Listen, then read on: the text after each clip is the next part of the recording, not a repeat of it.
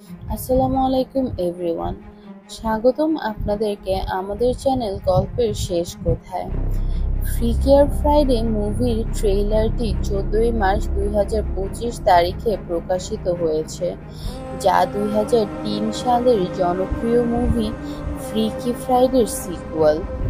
এই ট্রেইলারে লিন্ডসে লোহান এবং Jamie Lee Curtis তাদের পূর্বের চরিত্রে ফিরে এসেছেন, তবে এবার গল্প নতুন মোড় যুক্ত হয়েছে।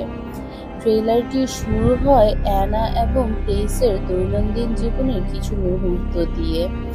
অ্যানা এখন একজন মা এবং তার মেয়ে এবং সৎ মেয়ের সঙ্গে সময় কাটাচ্ছেন। টেসও তাদের সঙ্গে যুক্ত আছেন, যা তাদের পরিবারের ঘনিষ্ঠতা প্রদর্শন করে।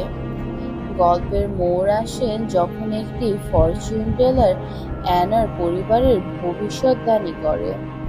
তিনি ইঙ্গিত দেয় যে তাদের ভাগ্য আবারও পরিবর্তিত হতে চলেছে।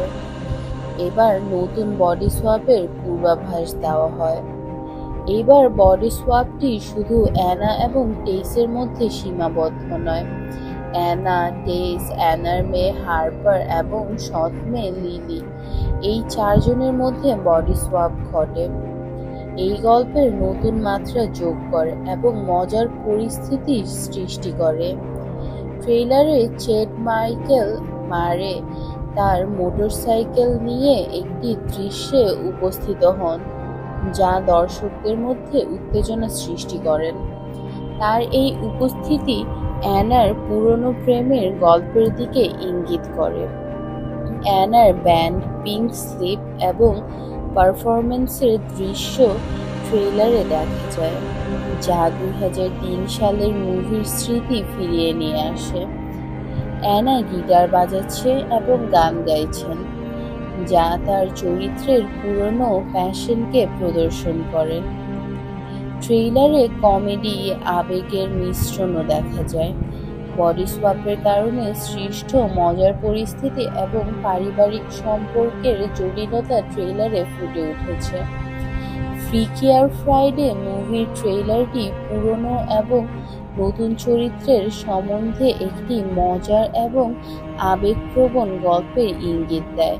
বডি সোয়াপের নতুন মোড় এবং পরিচিত মুখের প্রত্যাবর্তন মুভিটিকে আকর্ষণীয় করে তুলেছে।